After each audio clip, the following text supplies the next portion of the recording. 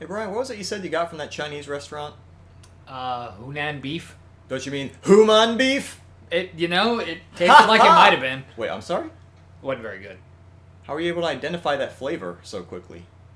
It was deeply unpleasant, and I didn't want to be around it, just like people.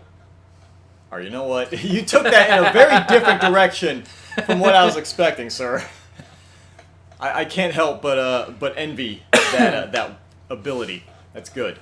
That's good. But oh, she was the same. There was something I was gonna bring up. Just said there was something to it. Okay, I remember now. There are two things I was gonna bring up last episode. We were talking about the naming thing, like names that can be used for Oh yeah. for both genders. I remember that actually happened to two guys when I was in the military, and this feels like something that could only be in a like out of a sitcom or something. So when I got out of basic training when I was in the military and I went to tech school, we were all going to our dorms, Yeah. and the dorm buildings, they're shaped like the capital T. Yeah. The door is basically where there would not be an arm sticking out. Yeah. So you'd have like a hallway to your left, to your right, and one straight ahead of you. And we basically called each of these hallways bays, and they were separated by gender. Yeah. And so we hear like some yelling and some startling noises coming from the female bay, like the day that we all arrive, or Yeah. the night we all arrived. It was later. It was much later. And we were wondering what the heck's going on. We find out there's two guys that are in the female's bay. And at first, the sergeants were getting all pissed off. They're like, "What the hell's going on? Why are you here? Are you trying to snoop on the women?" And then they looked at their ID cards. One was named Dana, the other was named Alexis. There you go. So they just accidentally misfiled them. They didn't pay attention to the very distinct M or F on the gender box. They just looked at the first names. They're like, "Yeah, this is fine. You go there." But it was funny because later on, when we all graduated tech school, I actually got sent to the same duty station as Alexis, and they had gotten I might have told you this story. I'm pretty sure I haven't told this on stream though, or on the channel, but when me and Alexis were about to go to our first base, they looked at our names ahead of time without seeing pictures of us, and immediately got the wrong idea about both of us. Because for him, of course, they thought, "Oh, we're getting a female in the office now," because there were no women in there at all. It was all guys. So they were like, "Oh wow, we actually get a woman in here. Oh man, I can't wait." And then when they saw, I'm not gonna say my real last name here, but Yeah. they saw my name, and keep in mind, a significant percentage of the office was this race, so they could say it, but they saw my name and were like, "Oh, damn it, are we getting another Mexican?" Because they saw my last name.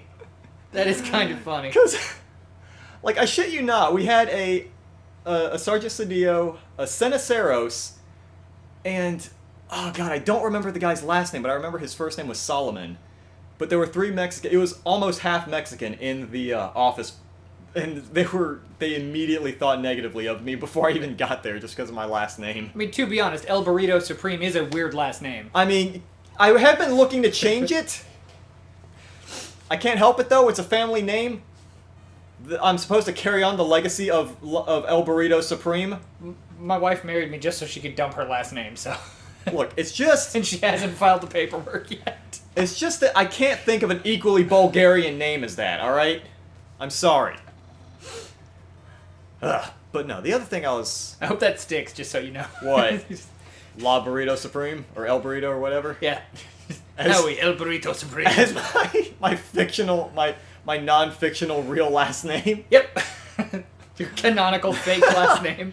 Canonical fate. Nailed it. Got it. But the other thing I was going to mention, I kind of wanted to go back to the name thing, because that was the last thing we mentioned on the previous episode. When I was doing the moving, I was getting all my old crap out of my old bedroom. Yeah. I noticed I had a bunch of really old board games. Like back when, you remember, like back in the old days when you could actually go like 3 commercial breaks in in a television show and not see anything about video games. Yeah. But everything would be like non-electronic toys and board games and crap like that. Yeah. I had like so much shit. Like I had, the typical stuff you would expect from someone like me. Clue, Monopoly. Yeah. But then there's shit like a fucking Ouija board. Because as a kid, I was so impressionable. I was like, oh my god, it really summons ghosts and it talks to you. Did you keep it? I kept it only because I have not yet thrown it away.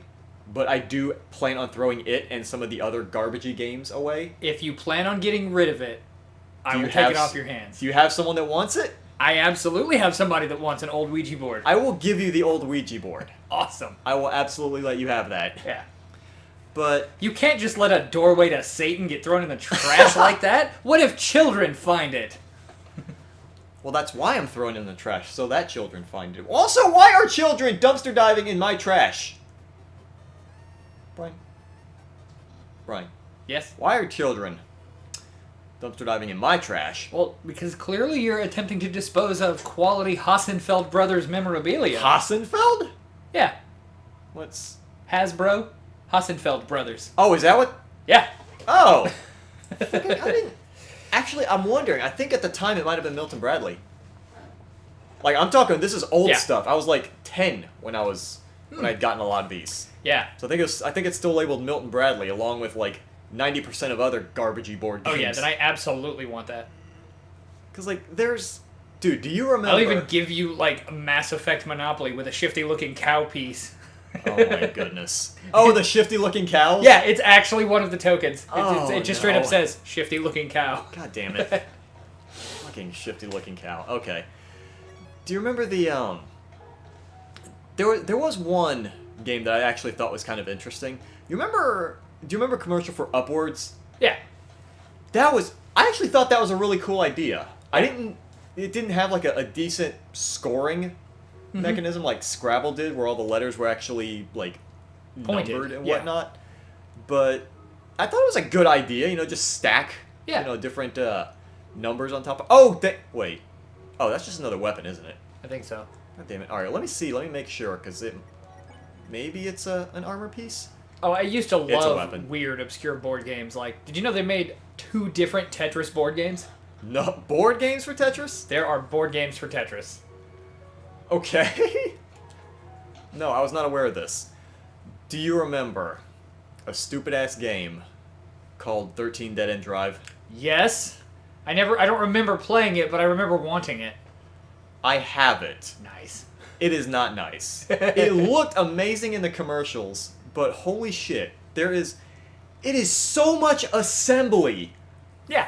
Dude, you remember the game Mousetrap? Mm-hmm. Where you had to set up the giant-ass Rube Goldberg machine? I'm just old drop enough a to little net? remember that there have been 3 different versions of Mousetrap since I was a kid, and they've gotten more and more simple as they've released new ones. Mousetrap, back in the day, the not simple ones, was easier to assemble than 13 Dead End Drive. Yep. And it was more entertaining to watch. Mm-hmm. Because at least I never played the game. I just always set the machine up and then played it out. Because Mousetrap, at least when you set it off, you're seeing all this shit in motion and everything, mechanism A sets off B, sets off C, and so on and so forth until finally the little cage thing drops where it's supposed to. But you set up all this garbage on 13 Dead End Drive, and you, move one little thing to set one individual trap. That's really nothing but a lever on an incline. There's your one trap. Oh, there's 4 more? Okay, we just unlatch this thing up top that makes a chandelier fall. Yeah. Okay. I actually had my Mousetrap set integrated into my Domino Rally set, and I had over 12,000 dominoes, and sometimes I would spend an entire weekend just turning my entire room into a domino-filled, nightmare. And then I would just set it off. And I wouldn't even invite anyone to watch. It was just, I did it for myself. Just entirely done to satisfy my own need to build something and then destroy it. I used to love the whole Domino Rally thing, the idea behind it, because I had seen, just assorted domino things prior to this. Yeah. And when I see a commercial, oh, it's a toy now, you can set this up easily in your own home, I was like, oh my god, I need this. I absolutely have to have this in my life, yesterday. And the problem, I could never get any of it to work properly. Because the thing was, most of my house was tiled floor. Ah. Like uneven tiled floor. Yeah, so you stuff would couldn't slip and move. Yeah, stuff would slip, or I would put something too close to the edge of, where the little gaps between tiles are. Yeah. It would fall over and start knocking crap over. We had 3 dogs. Of course, they're not going to fucking sit still. They're going to knock shit over every chance they get. Oh, yeah. I had the ones that had, like, there were, like, entire assembled blocks that had hinged dominoes in them that would do, like, an upstairs, downstairs thing, and, like, a spiral staircase made of them, and all you had to do was flip them upside down and then gently turn them the right side back up to make them work. See, I had something like that, like the pre-made sort of things. Yeah. I had those, but it wasn't, like, a staircase of them. It was just, like flat tracks. Yeah. Like, straight-ahead tracks, curved ones. But it was still the same idea, though. One of my favorite, because I also used to like mix them with other toys. Like one of my favorite tricks was I discovered the dominoes could be perfectly launched by one of those Hot Wheels car launchers that had the 2 wheels that spun fast. So if the car like hit it, it would launch it like those launchers in Sonic the Hedgehog. Okay. And I would have a domino fall into one of those, and it would hit that, launch through a Hot Wheels track loop to loop, fly out, and then hit the rest of the dominoes to continue going from there. Like, I became a mathematical whiz with these things. Okay. And no one ever saw me do it. My mom and dad were like, why don't you ever play with these? I'm like, I do. Like, well, why don't we see? Because it's not for you. I do it for me. Oh my god. I set them up. I knock them down. It was fun. Ah, man, I love old board games. I need to get more old board games. I'm trying to think. How do I deal with this guy? There was, do you remember Splat? You use like clay to make your little bug characters, and you had to move them around this board, and when you failed, they would crush, you'd splat them out. I remember the commercial, but I never actually had it.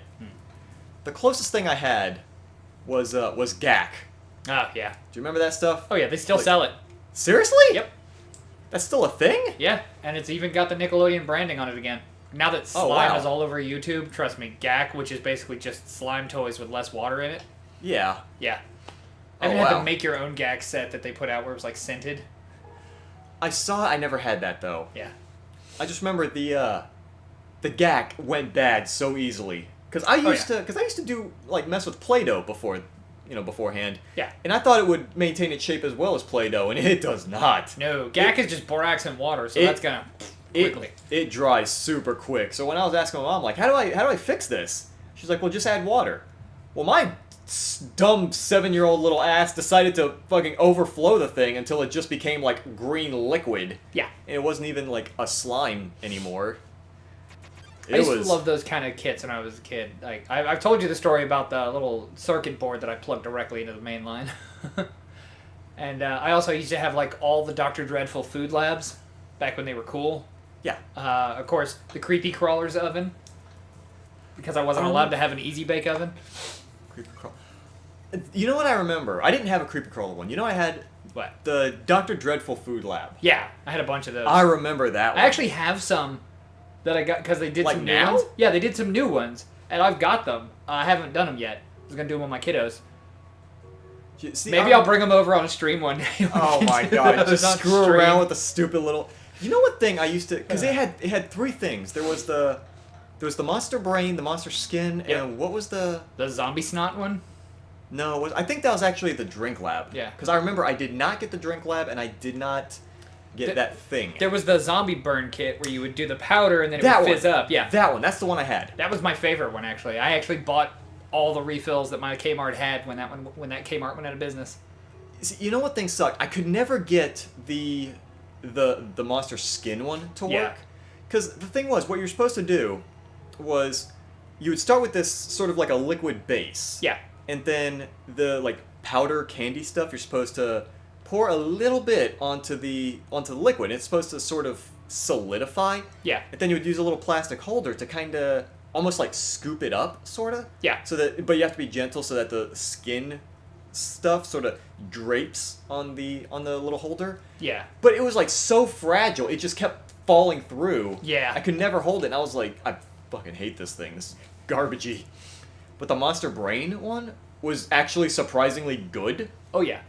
2 other toy kits that I used to love growing up. I had the vacuum former, which you'd take these plastic sheets and you would put a mold of like a car or an action figure or whatever, and you would put the plastic sheet over the mold and put it in this machine that would heat it up, and then you would pull a pump that would cause a vacuum seal, and it would cause the plastic to just get sucked into the mold, and you would like make little Hot Wheels cars or monster truck cars or whatever. And I found that if I instead took tinfoil and put it into the molds, I could actually make crushable cars for monster truck toys and stuff. And I ended up having way more fun with that thing than I should have, because I used to put stuff I shouldn't put into it because, you know, no supervision. Okay. And another toy that I fell in love with was the Power Spark Welder. That was a dangerous toy that should not have been put into the hands of any children. Because what it is an insanely fast drill that you would put these long plastic pegs into the drill, and then you would have these like G.I. Joe and Aliens toys. It was like vehicles, but they came in pieces, and you would put like the hood on, and you would like weld it on there because the plastic spun so fast it melted the pegs. Oh Jesus! And you would just like spot weld them and then crash them together, and they would break. And see, I remember seeing the toys, the actual breaking part. Yeah. I don't remember that part of the reassembly process. Oh, and that's not even the dangerous part. The front part of the welder was a clear plastic piece that you just put little lighter flints into. And so as it spun, they kicked around inside this thing and are just sparking up a storm. Oh like, my goodness. And you either plugged it straight into the wall or ran it on like 6D batteries. I want another one because it came with actual like G.I. Joe vehicles that you could break. But what I would do is I would kit bash my toys together. Okay. I would weld, like I had some busted crash test dummy figures, like the launcher pieces had broke, so I would just weld them back together and then break them again. Oh my goodness. There was, oh shoot, what was it? Now I want crash test dummies again. There was a game. I don't know how you were actually supposed to play it for real. I just kind of got it for the question things. Do you remember a game called Mind Trap? Vaguely. It was like, I don't know how you're supposed to progress in the game. I think it's like one of those, like sort of a board game, but you like fill in this shape to show your progression. But it would give you like really critical thinking questions. Yeah, it was built more like a kind of crappy board game, but a really cool gimmick tying it all together. Yeah. Yeah. Because it would give you like kind of like Mousetrap. Kinda, yeah. Like here's an example question. Like I don't think this was in the thing itself, but this is the kind of question that they would have. Like if a person is trying to visit another person's house, and there is a dog chained to a tree in front of the in front of the house. Yeah. How does the guy get to the chain is so long that the dog has free range of movement all over the front yard. Yeah. If you're the person, how would you get to the house without incapacitating the dog in any way or hurting it? Circle the fence to make the dog wrap around the pole? Like walk around the perimeter to get the dog to Okay, I wasn't... wrap himself up in the pole and then walk inside? Okay. I'll say you had the right idea, just that there's no other things. It's just the tree. Yeah. But that was the answer, is just walk around the tree until it follows you and it shortens its chain. It was questions like that. But yeah, I don't know that I'm going to throw that one away just because the questions are so... Oh, yeah. I kind of want to go back and see what I can answer, because I got into that game when I was like 12. Hey, that's like another one I could do on the stream. I could just start asking you the questions to flex your brain while you play Tetris or something. I would love to do that. So that's what it is, a Tetris 99 stream where I'm also making you flex your brain while playing Tetris. Maybe not Tetris. Like, I don't know that it's like chess boxing. I don't know that I could do that. That would... Oh, I can barely do just Tetris on its own. There we go. We'll make it chess boxing. I'll make you play Fight Night. God damn it. Oh my goodness. There was one other game. So stupid. It was... Have you heard of a game? It went by two names that I know of. It's either Pigmania or Pass the Pigs. I've heard of Pass the Pig. Yeah. Yeah, it's actually a more traditional game, and then they just made a home version out of it, kind of thing. But yeah, I know of Pass the Pig. I've never played it, but I've heard of it. It is just as stupid as the name implies. Yeah. Like, basically, it's just these two little plastic pig figures, and you're supposed to roll them like a pair of dice. Yeah. And depending on the position or formation that they land in, you get a certain number of points. Yeah, that game is 2,000 years old. It's also known as Throwing the Bones. And you have a... it comes with a little... like quick reference guide on the back of the box, so you can just see how how many points each thing gives you. Oh dear. But the like it shows the different points, but for one of them, it says like one position is called piggyback, and it's literally one of these pig figures standing on its on all fours, Yeah. with the other pig standing on all fours on its back, and it's just labeled impossible Yeah. instead of an actual score. So it makes you think, oh, well, if it's that impossible, maybe it's an instant win. But if you look at like the official instructions in the inside, Yeah. no, this is an unnatural pig position, and you automatically lose. All right, cool. We're just gonna defy probability like that, and just, the luckiest person in the world? Yeah, screw you. You lose. Get the hell out of here. In fact, for a little while in the late 90s, they had a collectible mini figurines line called Crazy Bones that was basically Pass the Pig or Throwing the Bones, and they all had, like, they were just weird little extreme dude faces in various shapes and stuff. And I actually collected a near complete set and would even paint them up as different things. But you would roll them like dice, and depending on how they landed, face up, face down, on their side, standing up, stuff like that, you got a certain number of points for it. Yeah. And it is actually based on the old Greek or Roman, I forget which, game of Throwing the Bones. And that used actual like finger bones or animal bones, and you'd roll them out, and depending on their positioning is how you scored. Okay, because I had heard of rolling the bones, but I didn't, or throwing the bones. I didn't know it was in reference to that specific game. I thought it was just like a reference to just dice in general. Also, if any of y'all collected Crazy Bones, let me know which one was your favorite. But yeah, that Pass the Pigs thing, I'm absolutely throwing that in the garbage. Oh, 'Cause yeah. it doesn't help that it has a very unsettling picture on the front of like these two pigs wearing gentlemanly tuxedos and top hats. I was scrolling through Facebook, and I got reminded of a photo I took at a Walmart 10 years ago of a card game. It said, "Non-violent, politically correct, war." Oh! And it just has like a jack on the front, and his shirt just says love. Like, I'm not sure if this game is actually being serious or is a joke. I couldn't tell which it was trying to be. Okay.